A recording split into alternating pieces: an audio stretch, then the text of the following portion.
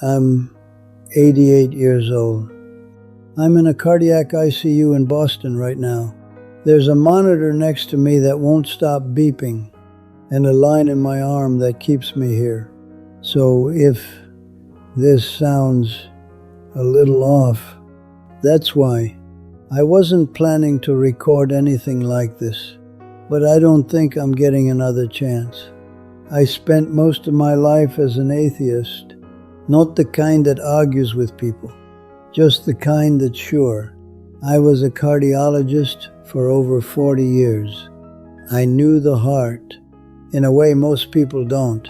I knew exactly how it fails, what happens when it slows down, when it stops, what the brain does when there's no blood left. To me, it was simple. When it's over, it's over. 3 weeks ago, mine stopped. 8 minutes. That's what they told me after. 8 minutes without a pulse. They got me back. But something happened during those 8 minutes, and I've been trying, really trying, to explain it ever since. I can't. And look, I'm not here to convince you of anything. If someone told me this story a month ago, I would have smiled, maybe even felt bad for him, and then explained exactly what happened. I've done that hundreds of times. But this wasn't that. It wasn't darkness. It wasn't silence. It wasn't what I taught my patients it would be. And honestly, that's not even the part that's been bothering me the most. It's what it showed me about my life. Things I haven't thought about in years. Things I was sure I got right. I didn't.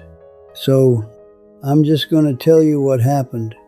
You can take it however you want. But if you're the kind of person who's always been certain, you might want to listen. Because that was me. And I missed something for a very long time. To make sense of it, I have to go back. Not far, just where things started to change. I grew up outside São Paulo, in a small house. My father didn't say much. He'd work, come home, sit down, and that was his day. My mother was different. There was always something around her, a candle on the table, a small figure by the wall, that quiet smell of wax in the evenings. Whenever we passed a church, she'd slow down for a second, touch her forehead, then her chest, and keep walking like nothing happened. I never asked why. You don't when you're a kid. It's just part of the air you grow up in. She never tried to explain any of it to me, never argued, never told me I had to believe. She just lived that way, quietly. And I think even back then I took that the wrong way. I thought it meant she didn't really understand things. I was wrong. I just didn't know it yet. I used to think I grew out of that house. I didn't. I just stopped paying attention. I got into medical school in the late 50s. That place changes you. Everything had an answer, not maybe, not believe an answer. You could measure things, test them, repeat them, and if you couldn't, it didn't count. I remember sitting in a lecture one afternoon, trying to stay awake, while someone explained what happens when the brain shuts down step by step. Clear, clean, no mystery. And I remember thinking, that makes more sense than anything I grew up with. It wasn't a big decision, nothing dramatic. I just let go of those things, stopped crossing myself, stopped noticing churches, stopped thinking about any of it. And after a while, it felt easier, like I had things figured out, like I had chosen what was real. I didn't say it out loud back then, but inside, I was sure. And when you're that sure, You don't notice what you've stopped asking. When everything makes sense, you don't see what's missing. Not right away. I met Maria in my early 30s. She wasn't like the people I worked with, quieter, slower, in a way I didn't understand back then. There was always a small corner in our room, a little table, a candle, something next to it, nothing big. I never told her to remove it, but I'd say things, small comments. Does that actually do anything? Stuff like that. She wouldn't argue. She'd just look at me for a second, then go back to what she was doing. I thought that meant I was right. We had 3 kids. I spent time with them, or at least I thought I did. I remember sitting at the table going over things with them, school decisions, what made sense and what didn't. I explained everything. I thought that was what they needed. Then one day, they stopped talking as much. I didn't notice when that happened. I just kept explaining. I thought I was being a good father. I wasn't. Years went by like that. Work, home, same routine. I'd come home, turn the TV on, and an hour later, I couldn't tell you what I'd watched. Maria would be in the kitchen, talking about something. I could hear her. I just didn't go in. Nothing looked wrong. That's the part that gets you.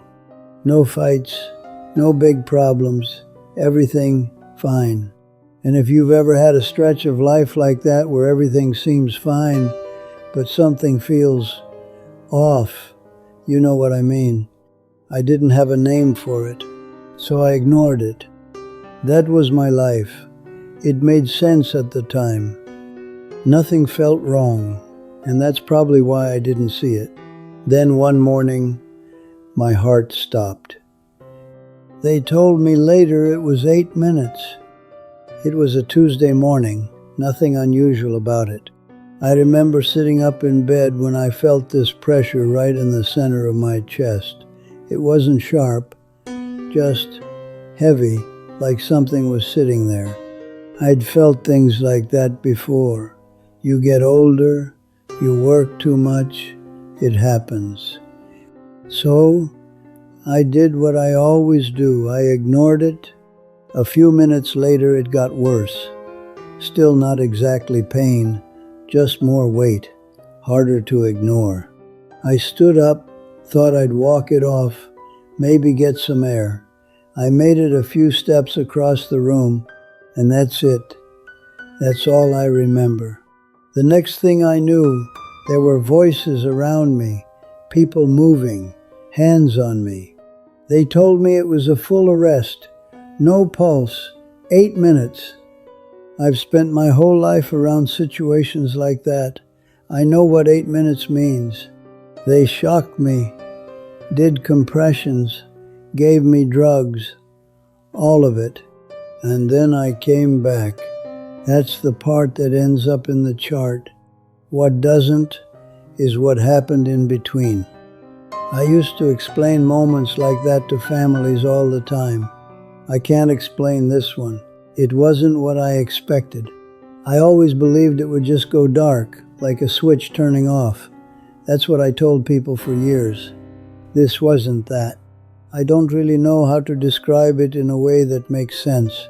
There was something there, not a place exactly, not like a room or anything physical, just something. And I know how that sounds. If I heard this a month ago, I wouldn't believe it either. I would have had an explanation ready in seconds. I've used all of them before. Lack of oxygen, the brain trying to organize itself as it shuts down. This didn't feel like that. It didn't feel like something I was creating or imagining. It felt steady. That's the closest word I have. And there was light, not bright like a lamp, not blinding, just present. And I wasn't alone. I didn't think that. I knew it. I can't explain how. I just did. I'm not asking you to believe me.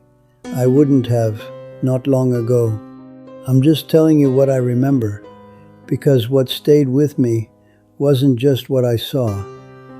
It was what it showed me. It wasn't a timeline. It wasn't like watching a movie. It was pieces, moments, small ones, the kind you don't think matter. I saw Maria standing in our room by that little table. The candle was lit and she was holding a photo. And I heard myself talking, explaining, like I always did, why it didn't make sense, why it wasn't necessary. I remember the way she looked at me, just for a second, before she blew the candle out. At the time I thought I was right. I wasn't. I saw my son, older now, talking to me on the phone. He was telling me his marriage didn't work. I remember what I said. I told him to stay structured, to think clearly, maybe talk to someone, keep things logical. He went quiet. I thought I was helping. I wasn't. He wasn't asking for a solution. He was trying to talk to me, and I didn't know how to do that. I taught him everything I knew, every way to think, every way to analyze, except how to be close to someone. And if you've ever been the person who always has the answer, always knows what to say, but still feels a little removed from everything, you know what that looks like. It looks fine from the outside. It isn't. There were more moments like that. Nothing dramatic, no shouting, no big mistake you can point to. Just distance. I never called it that. I called it control, clarity, being rational. But really, I was just far away. I understood the heart better than most people, just not the way it actually matters. When I came back, I was on the floor with people around me, voices everywhere, hands trying to bring me back. They thought I was in pain. I wasn't, at least not in the way they meant. I just couldn't stop crying, not because of what I saw, but because of what I understood. I stayed in the hospital after that. Days turned into weeks. Maria comes every day. She sits next to me, holds my hand, and we don't talk much. We don't need to. That's something I never understood before. I called my son last week. We talked longer than we ever have. I told him everything. He didn't say much at first. Then right before we hung up, he said something I haven't been able to forget. He said, "Dad, I stopped expecting this kind of call a long time ago." I didn't know what to say to that. I still don't. I spent my life thinking I understood what matters, and I didn't.